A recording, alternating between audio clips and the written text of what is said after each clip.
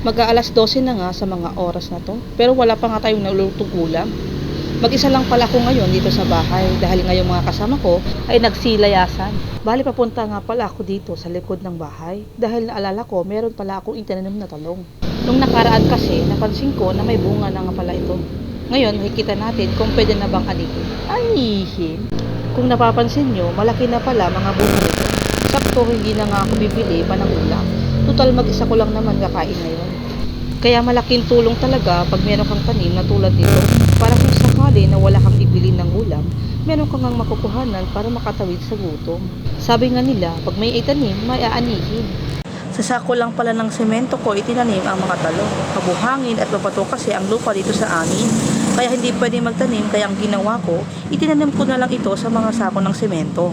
Sabi nga nila, kung gusto, may paraan, at pag ayaw, maraming dahilan. Bali, maliliit pa nga yung mga iba, kaya iniiwan ko muna. Para kung sakaling wala na naman akong maulam, may makuha na naman ako.